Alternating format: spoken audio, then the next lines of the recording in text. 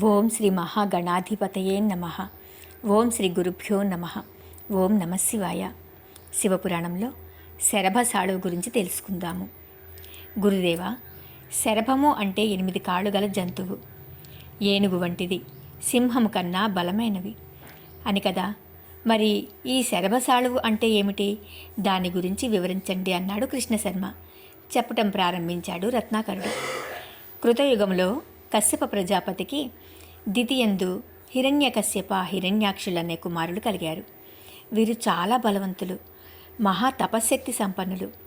బ్రహ్మను గూర్చి అనేక వేల సంవత్సరాలు తపస్సు చేశారు. హిరణ్యాక్షుడు భూమిని చాపగా చుట్టి సముద్రంలో పారేశాడు. శ్రీహరి వరాహావతారమెత్తి భూమిని రక్షించాడు. హిరణ్యకశ్యపుని సంహరించాడు.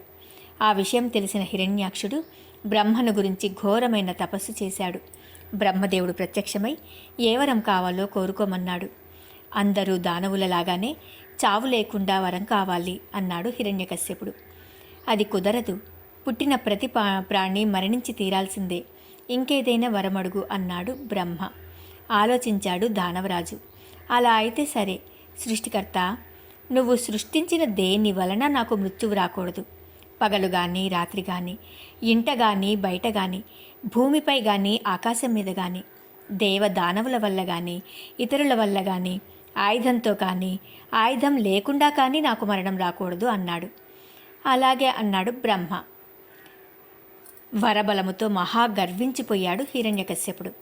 హిరణ్యకశ్యపుడు తపోవనానికి వెళ్ళేటప్పటికీ అతని భార్య లీలావతి గర్భవతి. ఆమెను చెరబట్టాడు దేవేంద్రుడు.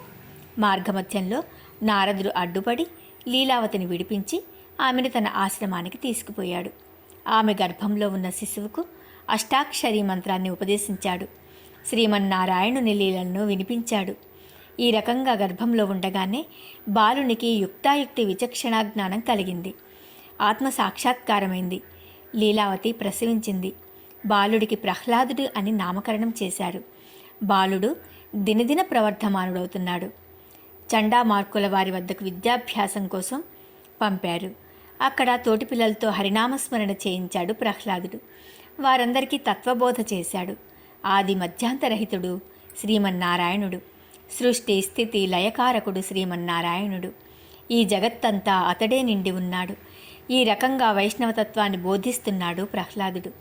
నాయనా, శ్రీహరి మన విరోధి, బ్రహ్మదేవుని ఆరాధించు లేదా విష్ణుమూర్తిని ఆరాధించు, అంతేకాని హరిని మాత్రం వద్దు అన్నాడు తండ్రి. వినలేదు తనయుడు. తనయుని శిక్షించాడు తండ్రి. ఫలితం లేదు. విపరీతమైన శిక్షలు వేశాడు. ఏనుగులతో త్రెక్కించాడు. నిప్పులలో పడేయించాడు. సముద్రంలో నెట్టించాడు. కానీ ప్రహ్లాదుడు మాత్రం విష్ణు భక్తి మానలేదు. చివరకు ఎక్కడ ఉన్నాడు? మీ హరి అన్నాడు తండ్రి. ఒకచోట ఏమిటి తండ్రి? భూమిలో, ఆకాశం పైన, నీటిలో, నిప్పులో, అక్కడ ఇక్కడ అనేమిటి? ఎక్కడ పడితే అక్కడ ఉన్నాడు అన్నాడు తనయుడు. కోపం తన్నుకు వచ్చింది రాక్షసరాజుకు. అయితే ఈ స్తంభంలో చూపగలవా అని అక్కడ ఉన్న స్తంభాన్ని కాలితో తన్నాడు దానవేంద్రుడు. ఆ స్తంభం విరిగిపోయింది. అందులో నుంచి బయటకు వచ్చాడు నరసింహుడు. తల మాత్రం సింహం, మిగిలిన శరీరమంతా మనిషి. హిరణ్యకశ్యపుని మీదికి దూకి అతన్ని పట్టి ఒడిలో వేసుకుని గుమ్మం మీద కూర్చుని వాడి అయిన గోళ్లతో చీల్చి చంపివేశాడు. దానవేంద్రుడు కోరుకున్నట్లే అతనికి మరణం సంభవించింది. హిరణ్యకశ్యపుని సంహరించిన తర్వాత ఉగ్రంతో ఊగిపోయాడు ఉగ్ర నరసింహుడు. దేవతలంతా వచ్చి శాంతించమని వేడుకున్నారు. ప్రహ్లాదుడు ప్రార్థించాడు. లాభం లేకపోయింది. లక్ష్మీదేవి దగ్గరకు రావటానికి భయపడిపోయింది. ఇంకా లాభం లేదనుకుని దేవతలంతా శంకరుని ప్రార్థించారు. ఏ విధంగానైనా శ్రీహరిని శాంతింపచేయమన్నారు. ఆలోచించాడు శంకరుడు. ప్రపంచంలో కొన్ని జంతువులకు జాతి వైరము ఉన్నది. అవి గుర్రము, దున్నపోతు, మేక, కోతి, పాము, గ్రద్ద, పిల్లి, అవి గుర్రము, దున్నపోతు, మేక, కోతి, పాము, గ్రద్ద, పిల్లి, ఎలుక, జింక, కుక్క, కాకి, గుడ్లగూప. కాబట్టి మనము సింహానికి జాతి వైరమున్న శరభము రూపం పొందుదాం అన్నాడు.